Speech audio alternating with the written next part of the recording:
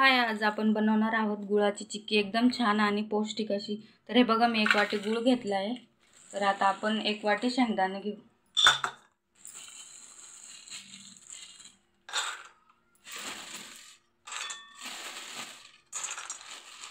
हे बघा, 1 वाटी शेंगदाणे घेतले मी। आता हे व्यवस्थित भाजून घेऊ एकदम खरपूस, जेणेकरून त्याची साल्टे निघतील।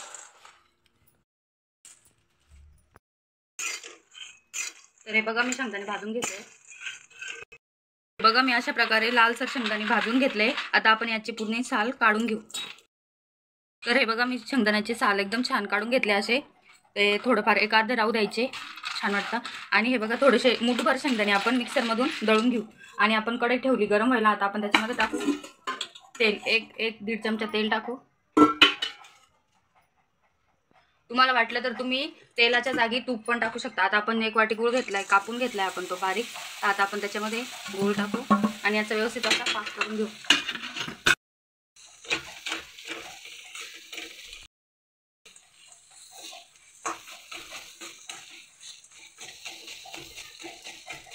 आपण याच्यामध्ये थोडंसं असं अर्धा कप पाणी टाकू। हे बघा, पाकामध्ये आपण थोडंसं पाणी टाकू।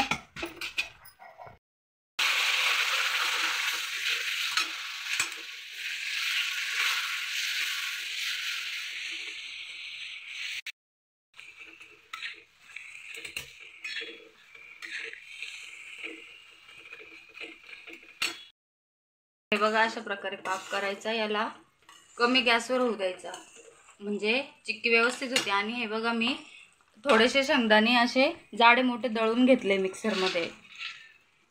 आता आपण पाक करू। तर हे बघा, आपला पाक रेडी झालाय। आता आपण या ताटामध्ये चिक्की बनवायची। या ताटाला असं तेल लावून घेऊ, तुम्ही तूपही लावू शकता। शेंगदाणे गॅस बंद करून घेऊ। हे व्यवस्थित असं मिक्स करून घ्यायचं। गॅस बंद करून घ्यायचा।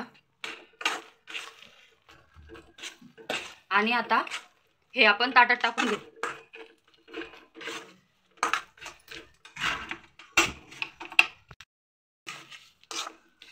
आणि पटकन आता हे आपण ताटामध्ये टाकून घेऊ। गरम असतं, हातने लावते, त्यामुळे हे पूर्ण असं आपण वाटीने किंवा कशाने पण असं करू शकते। याच्याने असं करून घ्यायचं उलटणीने। आपल्याला किती जाड पाहिजे, किती बारीक पाहिजे, त्यानुसार आपण हे व्यवस्थित असं पांगून घ्यायचं।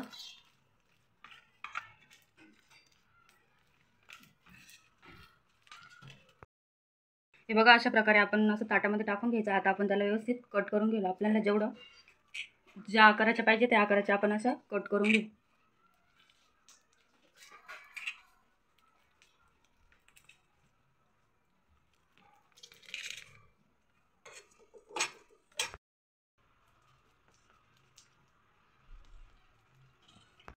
थंड होऊ दे व्यवस्थित।